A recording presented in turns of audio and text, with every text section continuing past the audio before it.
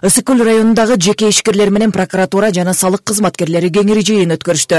Аталган жолугушууда ишкерлерди ашыкча жана мыйзамсыз текшерүүгө жол берилбей турганы баса белгиленди. Мамлекет ишкерлерди колдоону өзүнүн башкы багыттарынын бири катары кароодо.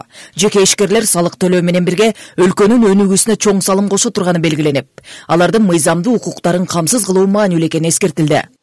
Ишкердик субъекттерге кийгилишүү тууралуу белгилеп кетсек, бүгүнкү күндө айрым учурда ушундай фактылар кийгилишүү маселеси чындыгында фактылар аныкталган.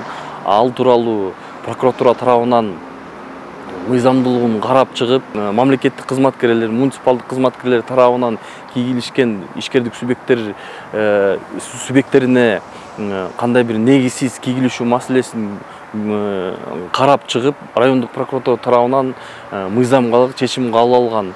Ошол эле учурда прокурорлук актылар келтирилген.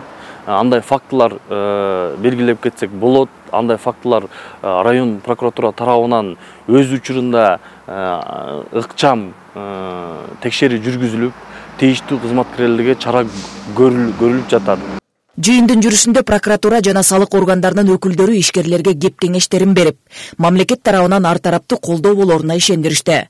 Жергиликтүү ишкерлер болсо мындай жолугушуулар алардын ишенимин арттырып, бизнеске болгон кызыгууну күчөтөрүн белгилешти.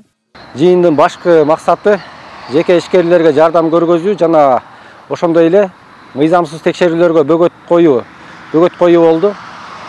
Ишкерлерди колдоо максатында Чолпон Ата шаарынын жана ушундай эле райондун ишкерлери келип катышты. Эгер мыйзамсыз текшерүүлөр болсо, райондук прокуратурага барып кайрылсак болот. Ишкерлерди колдоо бул абдан чоң бир бизге шарт түзүп берип атышат.